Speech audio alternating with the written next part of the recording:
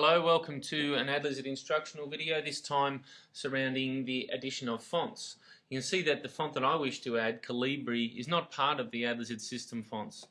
To do that, to get it into that list and be able to use it in your templates and ads, you must first add it to Windows on the engine. If you have more than one engine, you have to add it to all engines, and making sure as a Windows administrator you have an identical font set on every engine in your farms.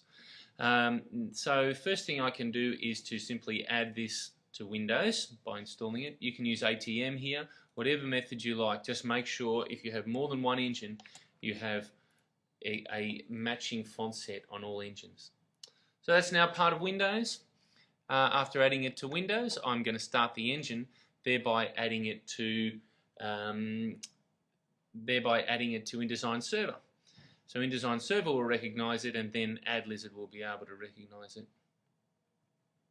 So the engine will start, it initializes, it registers all the fonts that are inside the Windows directory and available to InDesign Server through Windows. And the engine will then run. Let's pause the engine now. The engine must be paused, because to get the font from the AdLizard engine into the database, you must visit the engine inside AdLizard. This will be me here, and you'll see that it's paused once I get inside it.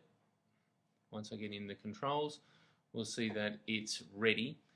I just need to hit the Load Fonts button here. Now I might just move this to one side as I do this, so that you can see what happens on the engine as you hit this. You might be disconnected from the server. So I'm going to hit Load Fonts, and we see that the engine goes to work installing or reinstalling all of its fonts, in this case 3000, the entire Adobe font set, and then plus some that we use for staging here at AdLizard.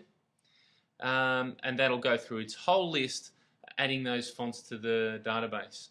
This should be done outside hours, as the first thing it does is remove all fonts from from the AdLizard database, and then rebuilds the list from scratch. Now I'm going to pause the video for a moment while this list builds, and then come back and describe a little bit more detail about what happens next. Okay, the fonts have been loaded by the engine now.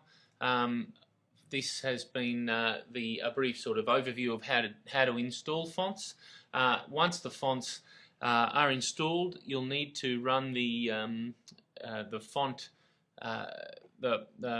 utilities here, called the Clean Fonts utility and the Font Fixer utility, to see about whether or not your new font set is servicing all of the existing ads, and more detailed instructions on how to do all of this in the help, AdLizard help.